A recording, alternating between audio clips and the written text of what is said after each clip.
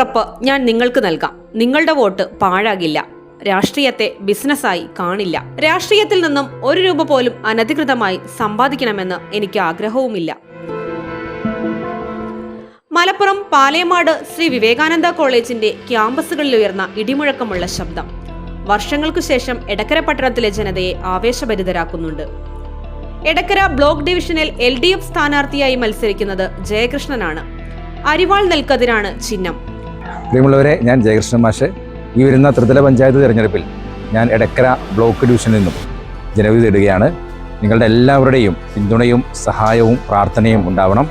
ഞാൻ പാലേമാട് സ്വദേശിയാണ്. എൻ്റെ പഠനകാലം ഞാൻ പൂർത്തീകരിച്ചത് പാലേമാട് വിവേകാനന്ദ ഹയർ സെക്കൻഡറി സ്കൂളിൽ നിന്നാണ്. അതിനുശേഷം അവിടുന്ന് തന്നെയാണ് ഞാൻ എൻ്റെ ഡിഗ്രി പഠനം പൂർത്തിയാക്കിയത് പാലേമാട് SUPK കോളേജിൽ നിന്ന്. പോരാട്ടവും പഠനവും സമന്വയിപ്പിച്ച പാലേമാട് ശ്രീ വിവേകാനന്ദ പഠന കേന്ദ്രത്തിൽ തന്നെ ഒരു അധ്യാപകനായി മാറാൻ കഴിഞ്ഞതിന്റെ അഭിമാനം ആ മുഖത്തുണ്ട്. 2 തവണ കോളേജ് യൂണിയൻ ചെയർമാൻ പട്ടം അലങ്കരിച്ച ജയകൃഷ്ണൻ അണ്ണാമല യൂണിവേഴ്സിറ്റിയിൽ നിന്നും ഇംഗ്ലീഷിൽ PG സമ്പാദിച്ചു. തുടർന്നായിരുന്നു പഠിച്ചിറങ്ങിയ പഠന കേന്ദ്രത്തിലെ തന്നെ വിദ്യാലയത്തിൽ അധ്യാപകനായത്. AISFലൂടെ വളർന്ന് ഇപ്പോൾ AIYFന്റെ ജില്ലാ നേതാവായി. എടക്കരയിലെ CPIയുടെ അമരക്കാരിലൊരാളും നിലവിൽ അധ്യാപക സംഘടനയായ AKSTUവിന്റെ ജില്ലാ കമ്മിറ്റി അംഗം കൂടിയായ ജയകൃഷ്ണൻ പാലേമാട് അമ്പാടി വീട്ടിൽ രാധാകൃഷ്ണൻ ഓമന ദമ്പതികളുടെ മകനാണ്. വിദ്യാസമ്പന്നനും കറകളഞ്ഞ വ്യക്തിത്വത്തിനുടമയുമായ ജയകൃഷ്ണൻ മാഷിനെ ഇതിനകം നാട് ഏറ്റെടുത്തു കഴിഞ്ഞു. യുവാക്കളിലും കുട്ടികളിലും ആവേശം നിഴലിച്ചു കാണാം.